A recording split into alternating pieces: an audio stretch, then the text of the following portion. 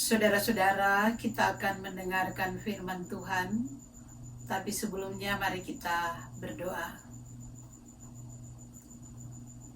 Bapa di dalam surga, dalam persekutuan kami pada saat ini, kami rindu untuk mendengarkan sabda firman-Mu. Karena itu, kuasailah kami semua dengan kuasa Roh Kudus-Mu, agar kami dapat memahami akan kebenaran firman-Mu. Berfirmanlah ya Tuhan, kami siap mendengarkannya. Di dalam nama Yesus. Amin. Pembacaan Alkitab pada saat ini dari Injil Yohanes pasalnya yang ke-13, ayat 12 sampai dengan ayatnya yang ke-17, yang berbunyi demikian. Sesudah ia membasuh kaki mereka, ia mengenakan pakaiannya dan kembali ke tempatnya. Lalu ia berkata kepada mereka, "Mengertikah kamu apa yang telah kuperbuat kepadamu? Kamu menyebut aku guru dan Tuhan, dan katamu itu tepat, sebab memang akulah guru dan Tuhan. Jadi jikalau aku membasuh kakimu, aku yang adalah Tuhan dan gurumu, maka kamu pun wajib saling membasuh kakimu. Sebab aku telah memberikan suatu teladan kepada kamu, supaya kamu juga berbuat sama seperti yang telah kuperbuat kepadamu. Aku berkata kepadamu, sesungguhnya seorang hamba tidaklah lebih tinggi daripada tuannya, ataupun seorang utusan daripada dia yang mengutusnya. Jikalau kamu tahu semua ini, maka berbahagialah kamu jika kamu melakukannya." Saudara-saudara, sampai di sana pembacaan Alkitab kita pada saat ini. Terpujilah Kristus. Saudara-saudara, pada saat ini kita sudah berada pada minggu-minggu sengsara. Minggu-minggu di mana kita boleh melihat lagi bagaimana sengsara penderitaan Tuhan Yesus demi menyelamatkan kita sebagai manusia. Kalau dilihat saudara-saudara dari ukuran dunia, dari pandangan dunia, maka sepertinya ketika Yesus berada di dalam dunia, di dalam pelayanan-pelayanan yang dia lakukan, kalau dari pandangan dunia, Yesus tidak berhasil. Karena dari pandangan dunia mengatakan bahwa Yesus mengalami hukuman salib. Dan di dalam pelayanan Yesus bersama-sama dengan murid-muridnya, kita melihat saudara-saudara, ada murid yang mengkhianati dia. Ada murid yang menyangkal Yesus. Dan murid-murid yang lain kocar-kacir meninggalkan dia. Jadi di dalam pandangan dunia 3 tahun Yesus berkarya, tetapi hasilnya hanya salib.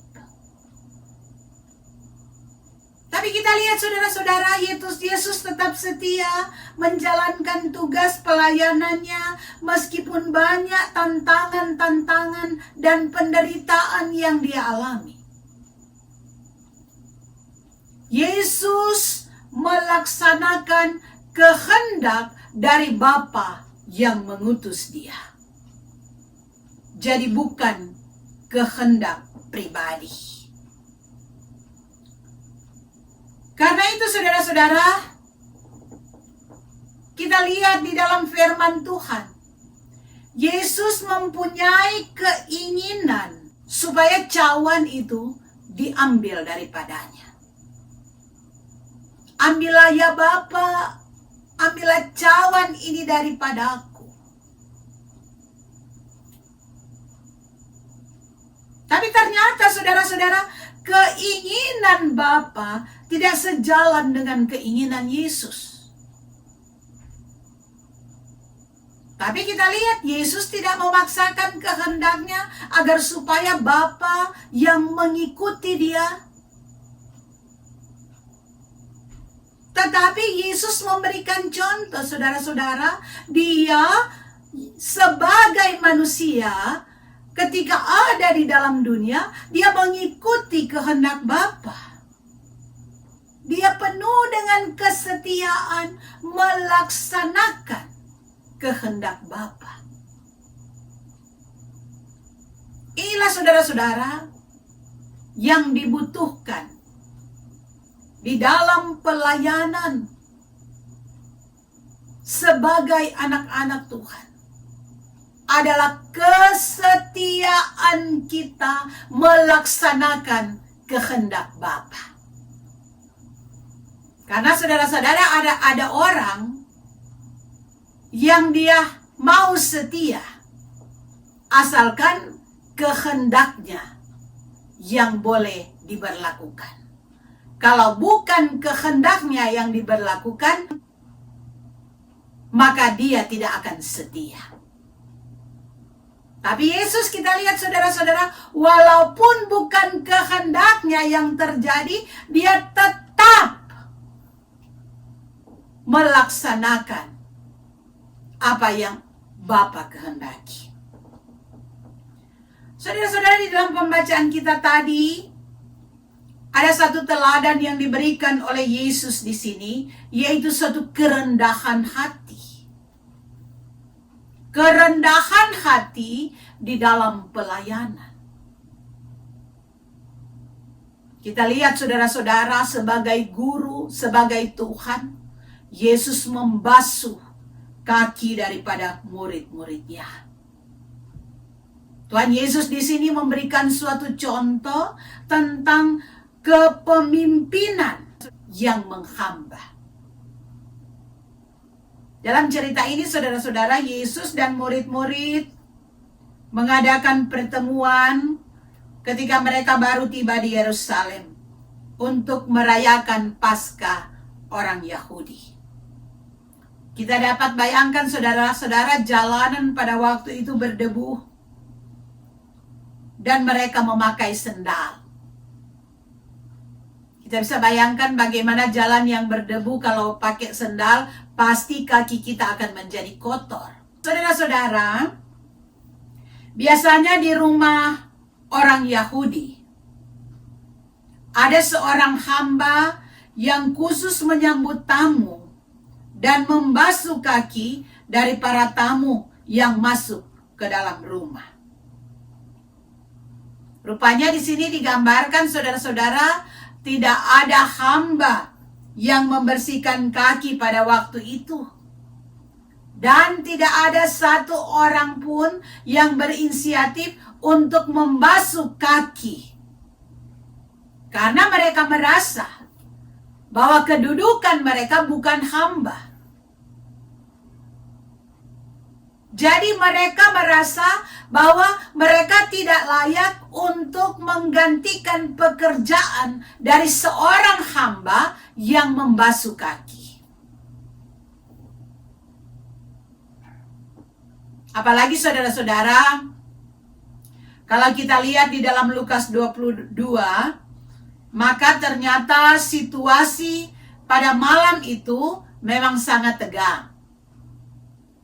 Penyebabnya saudara-saudara, terjadi pertengkaran di antara murid-murid Yesus.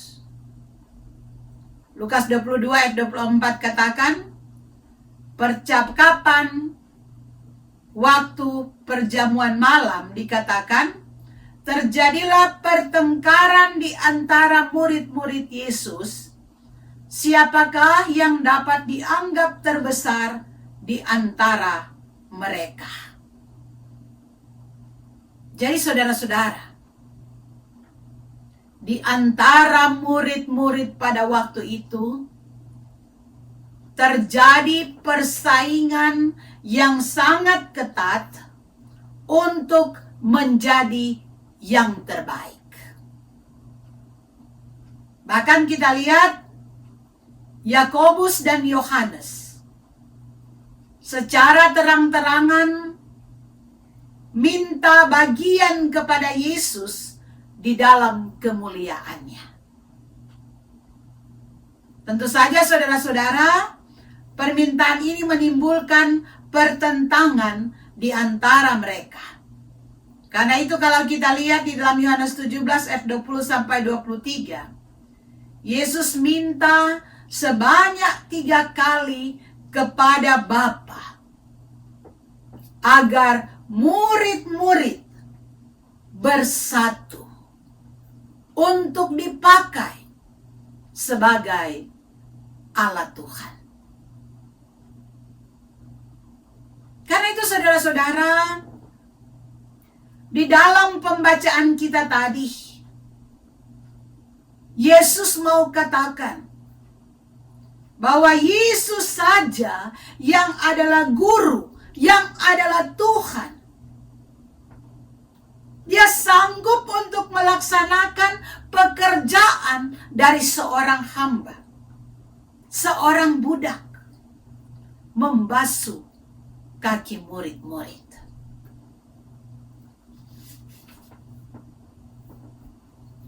Dan Yesus nyatakan, jika aku membasuh kakimu, maka kamu pun wajib untuk saling membasuh kakimu.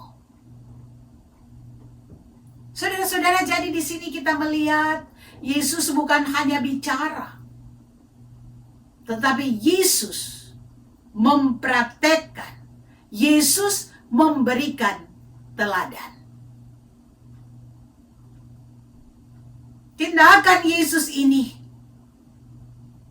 adalah wujud dari kerendahan hatinya yang ditunjukkan dengan cara mengasihi semua tanpa ada perbedaan.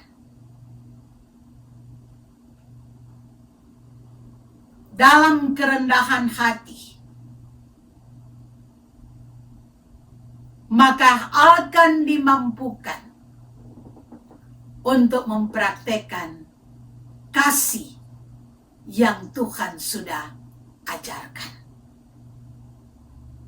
Saling melayani. Jadi di sini Yesus ingatkan murid-muridnya untuk saling melayani. Bukan saling menelan, bukan saling menjatuhkan. Yesus ingatkan untuk saling melayani, saling mengasihi, karena mereka adalah hamba Tuhan. Jadi harus ada rasa persaudaraan di antara mereka dalam melaksanakan tugas-tugas dan tanggung jawab. Saudara-saudara, oleh sebab itu sebagai umat Tuhan, kita juga semuanya adalah hamba-hamba Tuhan.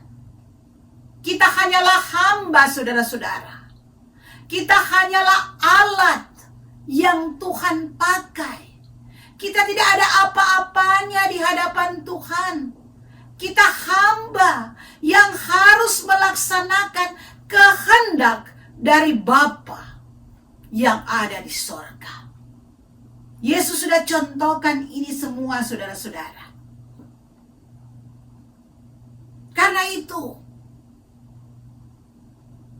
sebagai hamba-hamba Tuhan, kita harus memiliki sikap kerendahan hati, bukan keegoisan.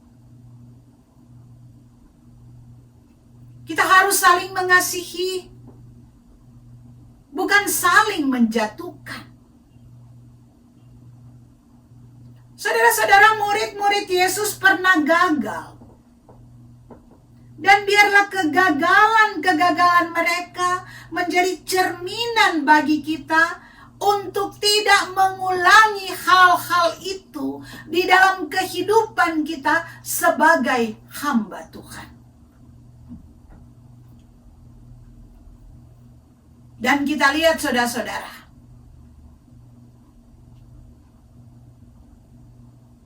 para murid-murid Tuhan Yesus, selama mereka berusaha bersaing satu dengan yang lain, maka tidak pernah ada kemajuan di dalam kerohanian dan pelayanan mereka. Tetapi ketika mereka saling merendahkan diri, saling menerima antara satu dengan yang lain, saling mengasihi antara satu dengan yang lain, saling merangkul antara satu dengan yang lain, maka mereka dipakai secara luar biasa. Saudara-saudara, begitu juga dengan kita sebagai hamba-hamba Tuhan, sebagai anak-anak Tuhan.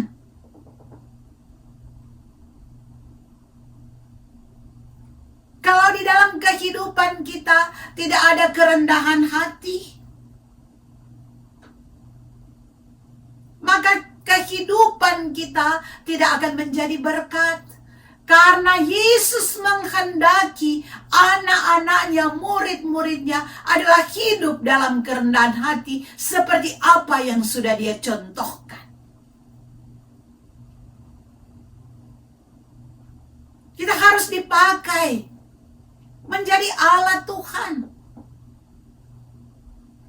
Kalau ada kerendahan hati saudara-saudara, maka di dalam keberadaan kehidupan kita, dalam pergaulan kita, maka kita mampu untuk mengasihi, kita mampu untuk mengampuni, kita mampu untuk merangkul satu dengan yang lain, karena kita rindu untuk melaksanakan apa yang menjadi kehendak Tuhan, apa yang Tuhan sudah doakan, agar mereka menjadi satu.